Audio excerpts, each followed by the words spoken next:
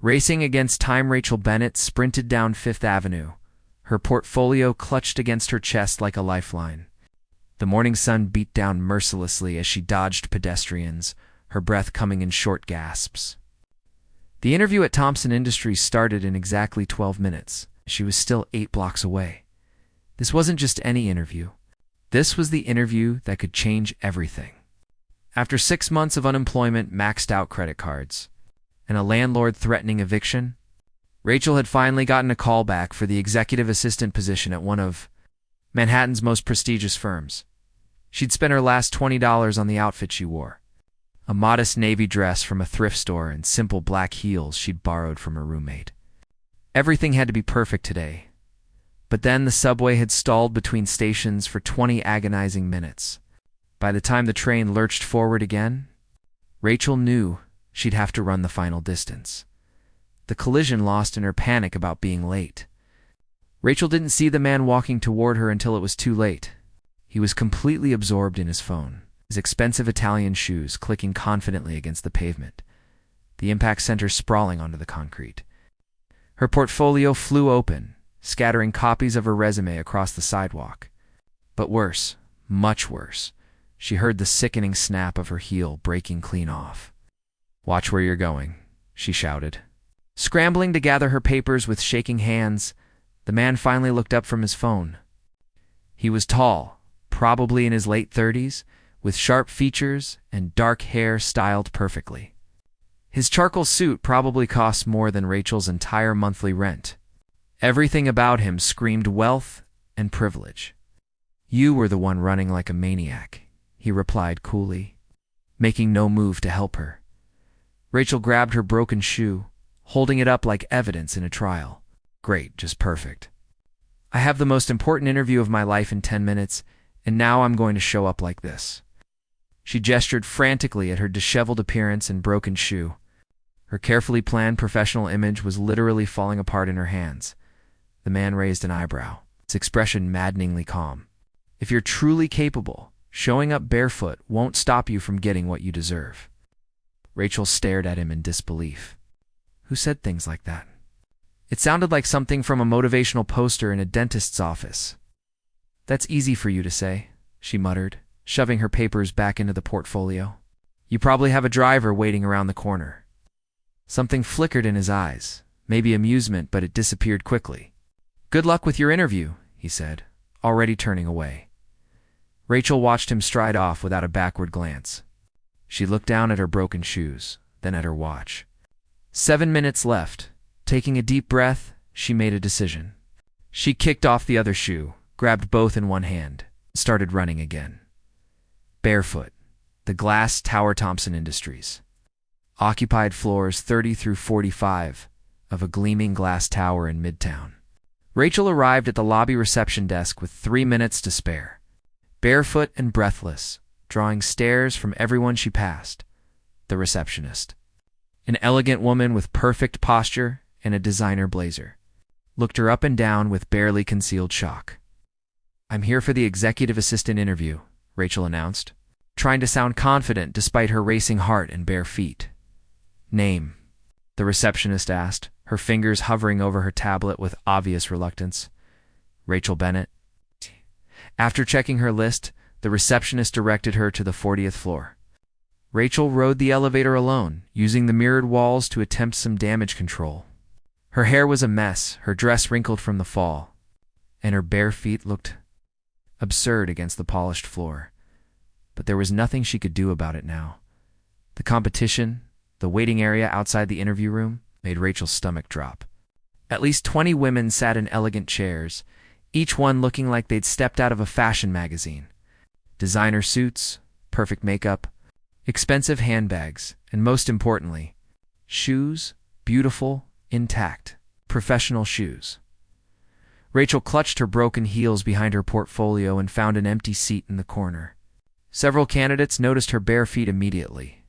A blonde woman in a cream-colored suit actually took out her phone and snapped a photo, whispering something to her neighbor that made them both laugh. "Is she seriously barefoot?" Someone whispered loudly enough for Rachel to hear. Rachel lifted her chin and pretended not to notice. She'd come this far. She wasn't about to let their judgment stop her now. She opened her portfolio and reviewed her notes one more time, trying to focus on her qualifications instead of her appearance. 3 years of administrative experience, proficient in 5 different software systems. Excellent communication skills. She had substance, even if she didn't have the polish these other women displayed. Then she heard footsteps. Confident, purposeful footsteps that made the casual conversation in the room die down. Rachel looked up and felt her heart stop. Walking through the waiting area was him, the man from the street. The one who'd watched her fall. The one who'd made that infuriating comment about capability in bare feet. But now he wore an identification badge and walked with the authority of someone. Who owned the building? You've got to be kidding me. Rachel whispered under her breath. Their eyes met. For a second, something like recognition crossed his face, but his expression remained neutral. He continued walking without breaking stride. Did she just say something to Mr. Blake? One candidate whispered. Who does she think she is?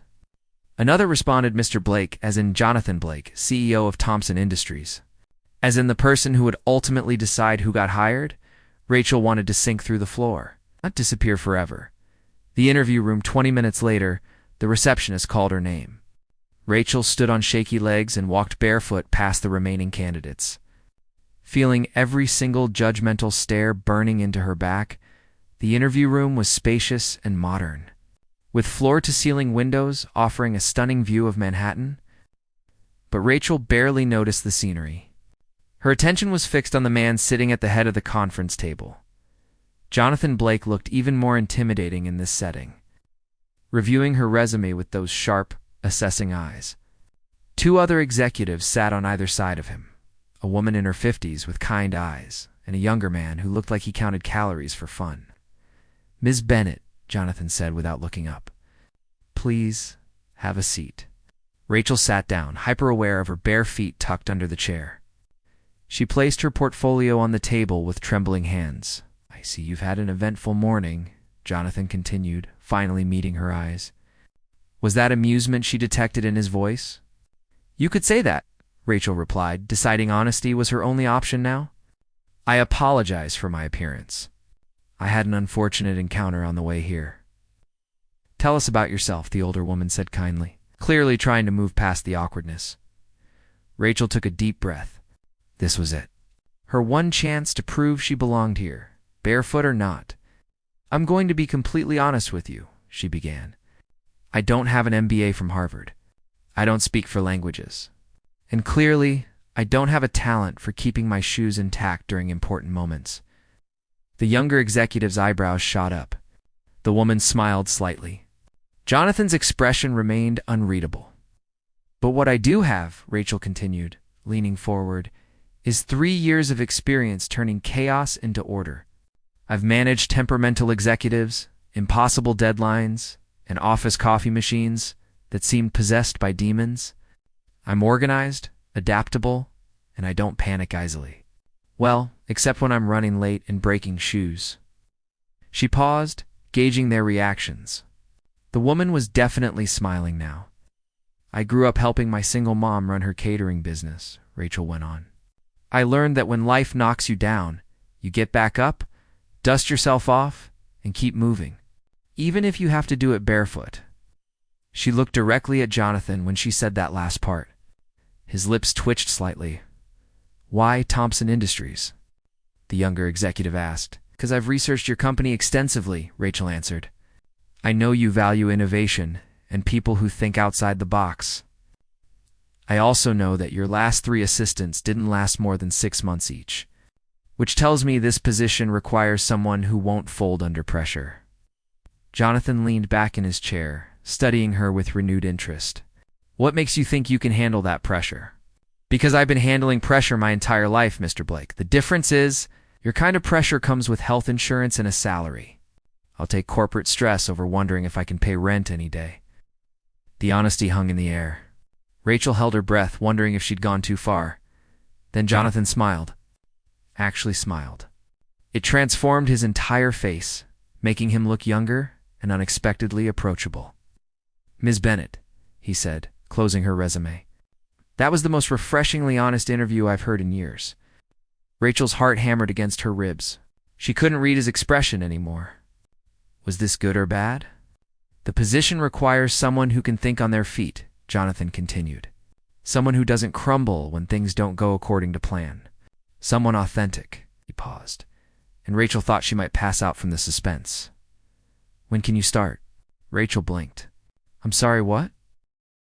You're hired, Jonathan said simply. Unless you'd prefer to continue your interview tour of Manhattan barefoot. The other executives laughed. Rachel felt tears prickling at the corners of her eyes, but refused to let them fall.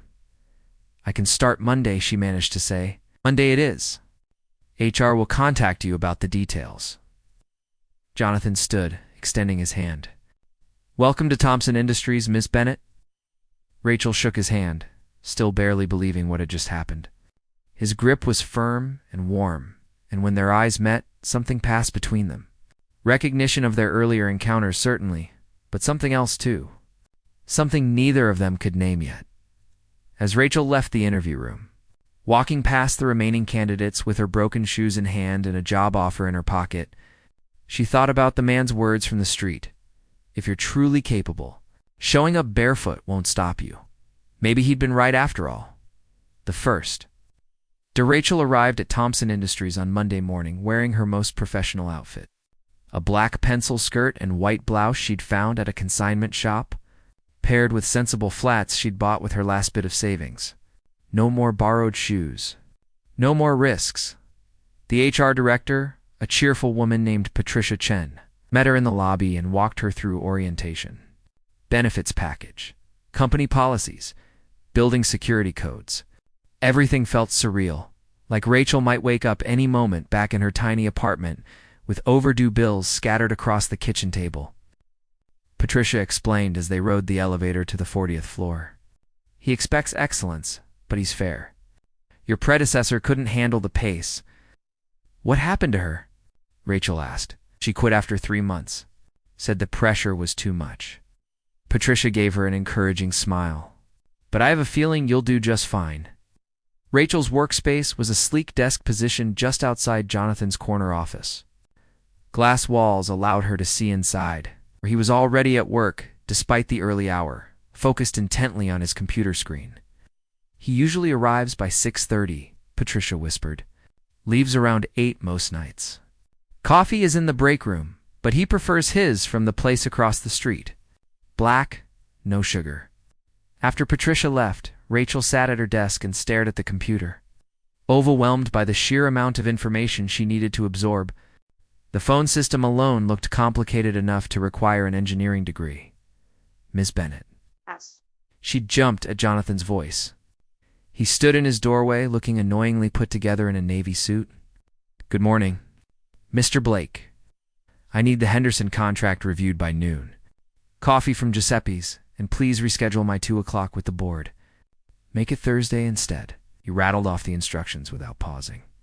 Also, the printer on this floor jams constantly. You'll want to befriend someone from it, right? Henderson contract, coffee, reschedule, IT friendship. Rachel grabbed a notepad, scribbling frantically. Questions. About 1,000, Rachel thought. None at all. He studied her for a moment as if trying to determine whether she was lying, then returned to his office. Rachel stared at her notes. The Henderson contract? Where would that even be? And which Giuseppe's? There were probably 50 coffee shops with Italian names in Manhattan. Learning to swim the first week was controlled chaos. Rachel made mistake after mistake. She accidentally disconnected an important client call while trying to transfer it. She mixed up 2 executives named James and nearly sent confidential documents to the wrong person. And yes, she somehow managed to jam the printer so badly that it had to completely dismantle it. How did you even do this? Asked Kevin, the IT specialist, holding up a mangled piece of paper covered in ink. This is actually impressive. Natural talent, Rachel said weakly, but she also did things right. When Jonathan's calendar imploded due to 3 meetings scheduled simultaneously, Rachel reorganized everything in 15 minutes, finding creative solutions that satisfied everyone involved. When a vendor called with an urgent problem, she handled it with patience and efficiency. Earning praise from Jonathan's business partner, "You actually listened to what I needed instead of just reading from a script," the vendor told her. "Your boss is lucky to have you." Slowly, Rachel began finding her rhythm. She learned Jonathan's preferences, his schedule patterns, his moods. She discovered he got quieter when stressed, that he hated small talk but appreciated efficiency, and that despite his stern exterior, he noticed when people were struggling. One evening, as most of the office had emptied out, Rachel was still at her desk trying to finish a complicated report. Her head ached and her eyes burned from staring at the screen. "You're still here." She looked up to find Jonathan standing beside her desk, jacket off and tie loosened. It was the most casual she'd seen him. "Just finishing the quarterly analysis," she said, rubbing her temples. "Almost done. It's 7:30. That could wait until tomorrow. I want to get it right." He was quiet for a moment. "Have you eaten dinner?" The question surprised her. "I'll grab something on the way home. There's a decent Thai place 2 blocks over. My treat, since I'm the reason you're working late." Oh, Rachel hesitated. This felt different from their usual professional interactions. More personal. "I'm not going to fire you for having dinner, Ms. Bennett," he added with a hint of amusement. "Consider it a working meal if that makes you feel better." Breaking Bread, the restaurant, was small and unpretentious, the kind of place Rachel would never have guessed a CEO would frequent. Jonathan ordered in Thai, impressing both Rachel and their server. "My mother was half Thai," he explained when he noticed her surprise. "She made sure I learned the language before she passed." "I'm sorry," Rachel said softly. "It was 5 years ago. Cancer." Took a sip of water. "She would have liked you, actually. She always said the best people are the ones who get back up when life knocks them down." Rachel thought about her own mother, working 3 jobs to keep them afloat after Rachel's father left. Sounds like a wise woman. She was. Jonathan's expression softened in a way she'd never seen at the office.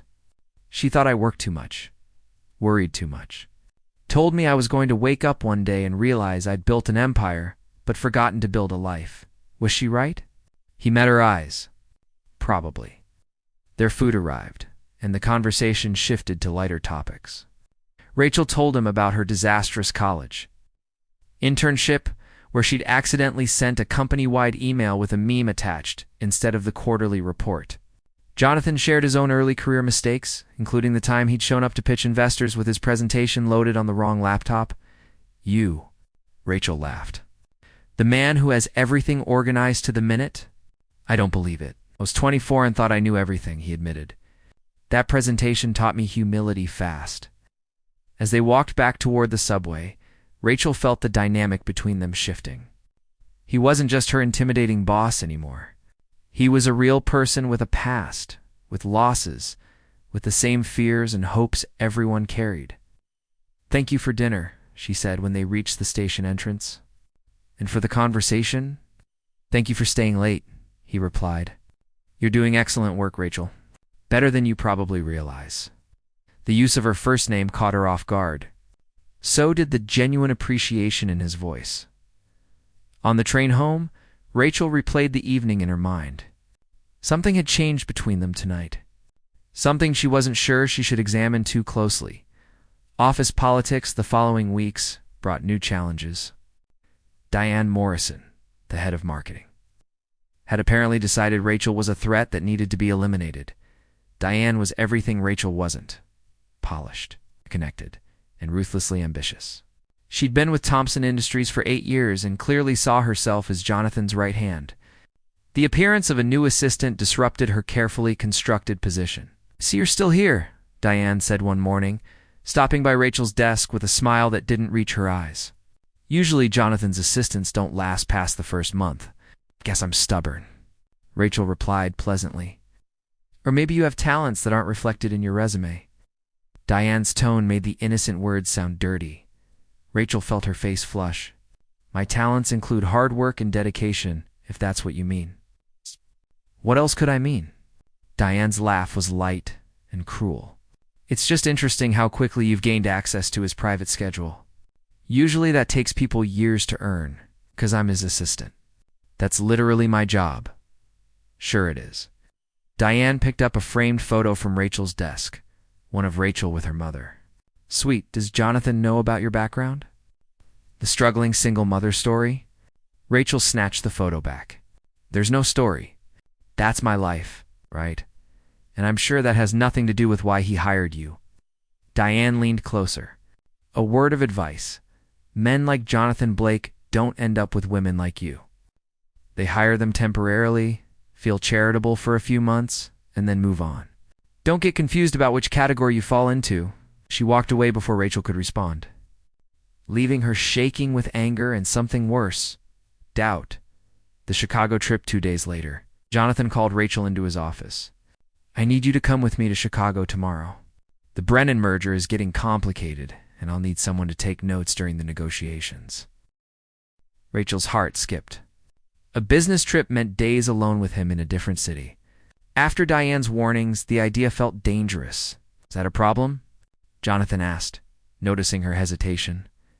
No, of course not. I'll make the arrangements. The flight to Chicago was smooth, the hotel luxurious.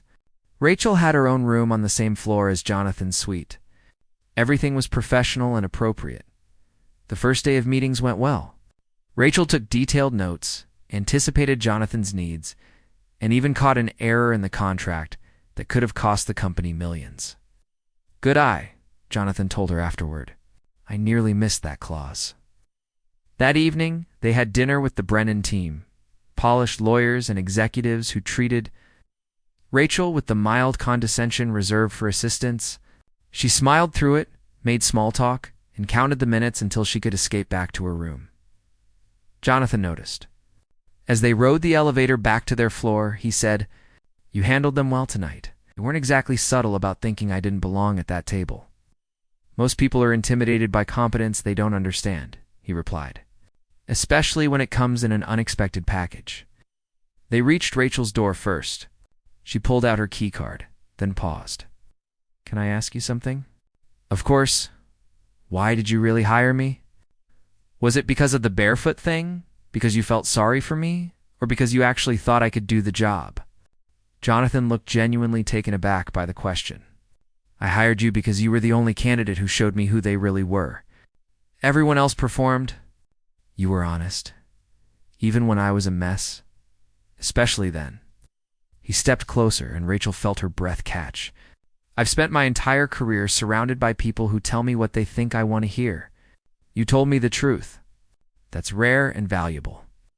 They stood there in the quiet hallway, something electric humming in the space between them. Rachel, he said softly, and hearing him use her first name in that tone made her pulse race. Then his phone buzzed.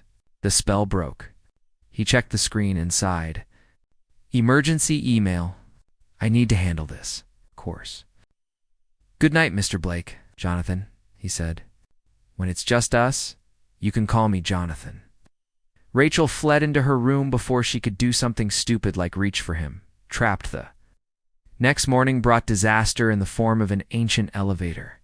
Rachel was heading down to the lobby to grab coffee when the lift suddenly jerked to a stop between floors. The lights flickered once, twice, then settled into dim emergency lighting. She pressed the emergency button. Nothing happened. Her phone had no signal. Perfect. Rachel was contemplating whether to attempt climbing through the ceiling like in action movies when she heard voices outside. The elevators. Stuck between 8 and 9, someone said. Anyone inside? Another voice asked. Hello? Rachel called. Yes, I'm in here. Okay, hang tight. We're getting maintenance up here now. 30 minutes passed. Then Rachel sat on the floor, trying not to think about the walls closing in. She wasn't claustrophobic exactly, but this wasn't fun. Then the voices returned, and one of them made her heart jump. Rachel, are you all right? Jonathan, I'm fine, she called back. Just bored. And a little worried this elevator might decide to finish its journey to the basement with me in it. That's not going to happen. Maintenance says they'll have you out in about 15 minutes. Great. Want to keep me company while I wait? The conversation in here is pretty one-sided. She heard him chuckle. Sure. What should we talk about? Tell me something nobody at the office knows about you. Silence for a moment. Then, I wanted to be a chef when I was younger. My mother taught me to cook, and I loved it. The creativity, the precision, the way you could make people happy with food. So what happened? My father died suddenly when I was 19. Left me the company. I had to choose between culinary school and keeping his legacy alive. His voice was quieter now. I chose the company. Sometimes I wonder what my life would look like if I'd chosen differently. Rachel pressed her hand against the elevator door, wishing she could see his face. Would you have been happier? Different, happy maybe? But I wouldn't have built something that employs 300 people. Wouldn't have the resources to help my mother when she got sick. Life is trade-offs. That's a very diplomatic answer. All right, your turn. Tell me something nobody knows. Rachel thought about it. Sometimes I'm terrified I'm going to wake up and this will all have been a dream. The job, the stability, feeling like I finally have a chance to build something. I keep waiting for the other shoe to drop. Metaphorically speaking, of course, since I've already literally lost my shoes once. His laugh was warm and genuine. Rachel, you earned this position. The other shoe isn't dropping. How can you be so sure? Because I've watched you work harder than anyone else in that office. Because you care about doing things right, not just doing them fast. Because you bring something to Thompson Industries that we desperately needed. What's that? Heart. The word hung in the air between them. Separated by metal and machinery, but connected by something neither could deny anymore. We're ready to open it, a maintenance worker announced. The doors slid apart with a groan. Jonathan stood there in the hallway, tie loosened, hair slightly mussed, concern etched across his features. When he saw her, relief flooded his face. You okay? He asked, reaching to help her out. Their hands touched, and Rachel felt that same electric current from the night before. I'm fine, she managed. Though I might take the stairs for the rest of the trip. He smiled, but didn't let go of her hand immediately. They stood there, maintenance workers bustling around them, conference attendees passing by, and neither moved. Jonathan, she whispered. I know, he replied, finally releasing her hand. I know. They both knew. This wasn't just professional anymore. Somewhere between the Barefoot interview and the trapped elevator. Between Thai dinners and honest conversations in hallways, they'd crossed a line. The question was what they were going to do about it. The photograph, the truth, stayed buried for 3 weeks after Chicago. Rachel and Jonathan maintained careful professional distance at the office, but the awareness crackled between them constantly. Every accidental touch, every shared glance, every late evening working together built the tension higher. Rachel threw herself into work, determined to prove she deserved her position regardless of whatever was developing between them. She reorganized the entire filing system, streamlined Jonathan's meeting schedule, and became the go-to problem solver for half the executive floor. You're making the rest of us look bad, joked Kevin from it one afternoon. Slow down before they expect all of us to be this efficient. But efficiency couldn't protect her from Diane Morrison's suspicions. It started with small things. Diane showing up wherever Rachel happened to be, asking pointed questions about where Rachel went for lunch, making comments about how much time she spent in Jonathan's office. Then came the Wednesday that changed everything. Rachel was at her desk reviewing vendor contracts when Diane appeared. That familiar predatory smile fixed in place. I thought you might want to see this before it makes the rounds, Diane said, placing her phone face up on Rachel's desk. The photo was grainy, but clear enough. Rachel and Jonathan standing in the hallway of the Chicago hotel, his hand still holding hers, their faces close together, the intimacy of the moment unmistakable. Where did you get this? Rachel's voice came out steady despite her hammering heart. Someone from the Brennan team was staying at the same hotel. They thought it was interesting that our CEO and his new assistant seemed so close. Diane picked up her phone, scrolling. There are others. You two having dinner? Getting into the elevator together. Leaving for breakfast from the same floor? Those are completely innocent. We were there on business. Sure, that's why you're holding hands in this one. Diane leaned closer. I warned you not to get confused about what this was. Jonathan Blake doesn't do relationships with employees. He's too smart to risk a harassment lawsuit. This isn't what you think. Doesn't matter what I think. It matters what the board thinks, what the other employees think, when they see their CEO showing clear favoritism. Diane's smile widened. I can make these disappear, of course. All you have to do is resign. Quietly, professionally. Say the position wasn't the right fit. Rachel felt cold fury spreading through her chest. You're blackmailing me. I'm protecting this company from scandal. There's a difference. Get out of my office. This office belongs to Thompson Industries, sweetie. You're just borrowing the desk. Diane stood, smoothing her skirt. You have until Monday to resign. Otherwise, these photos go to HR and the board. Your choice. She walked away, heels clicking against the floor like a countdown timer. Rachel sat frozen, staring at her computer screen without seeing it. Her mind raced through options. She could resign quietly like Diane wanted. She could tell Jonathan and let him handle it. She could go to HR herself and explain the situation. But every option felt like losing the board. Meeting Rachel didn't have until Monday. By Friday afternoon, the photos had already spread through the company like wildfire. Someone had emailed them anonymously to multiple executives. Carefully time-stamped and annotated with suggestive commentary, she discovered this when Patricia FROMHR called her in for a quick conversation. V, I want you to know, this isn't an accusation, Patricia said kindly. Her office door closed for privacy. But I've received some concerns from staff about your relationship with Mr. Blake. These photos have been circulating. Rachel's stomach twisted. Patricia, those photos are from a business trip. Nothing inappropriate happened. I believe you.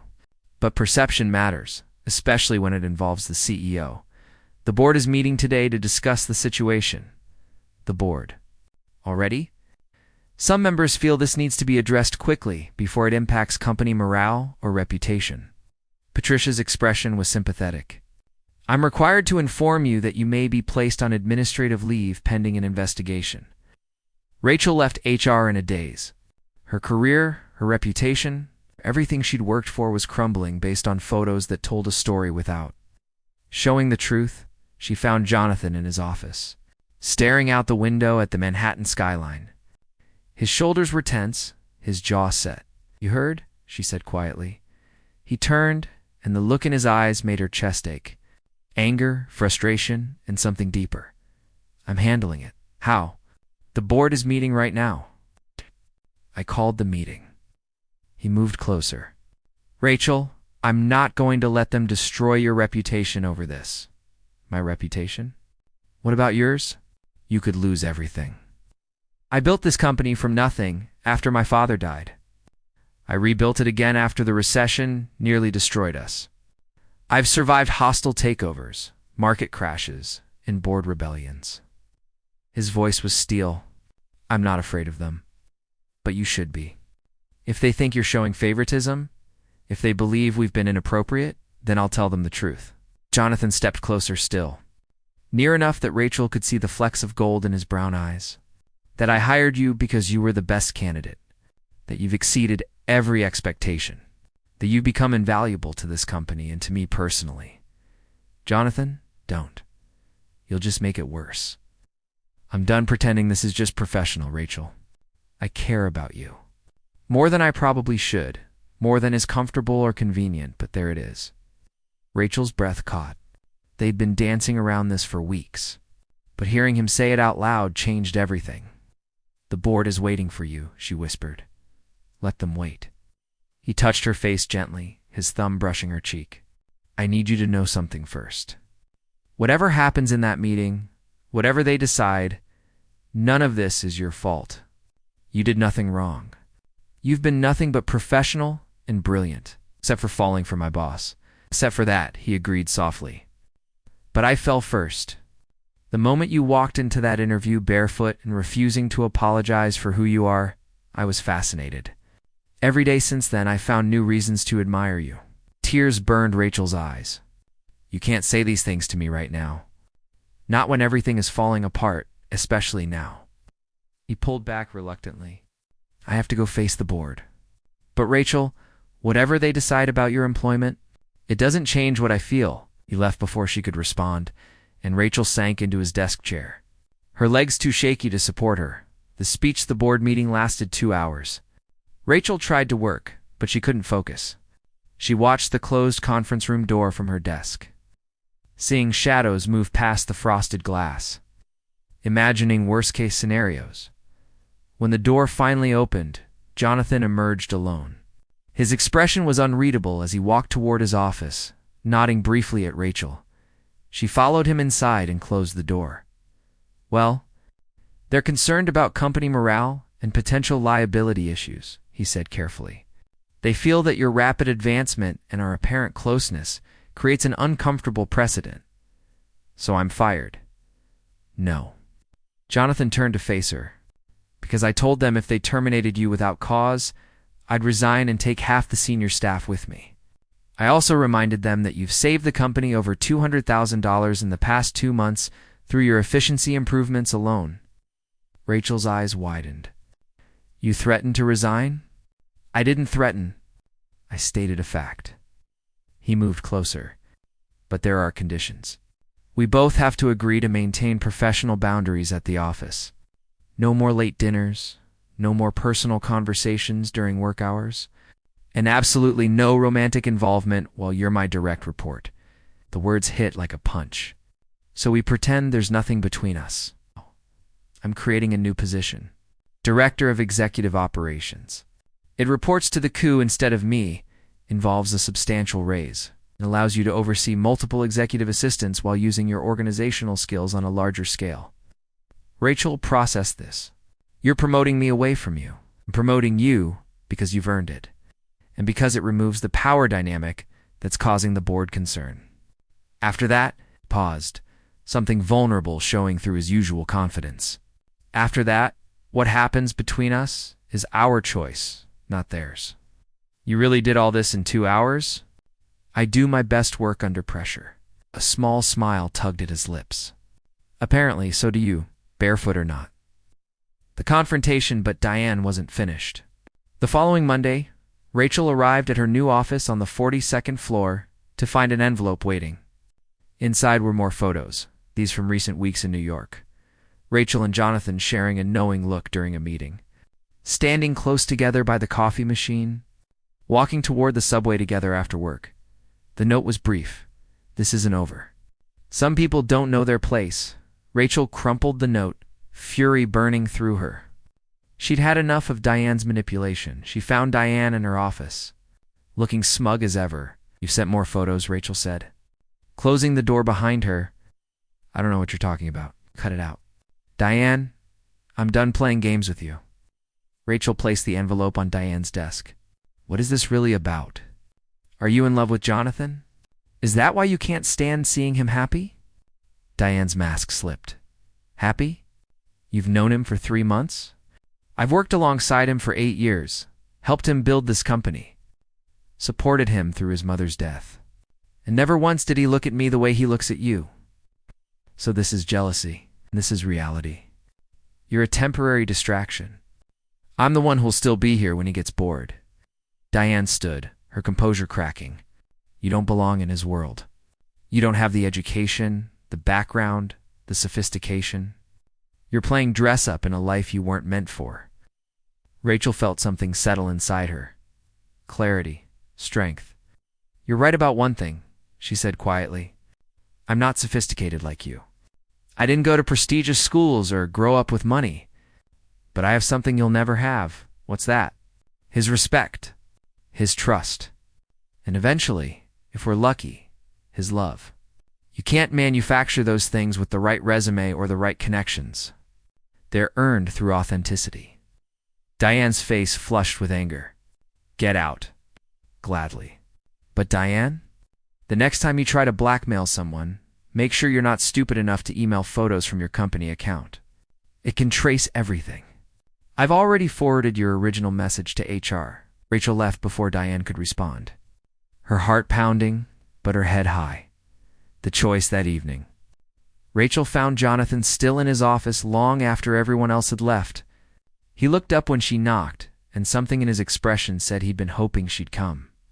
"Heard you had words with Diane today," he said. She won't bother us anymore.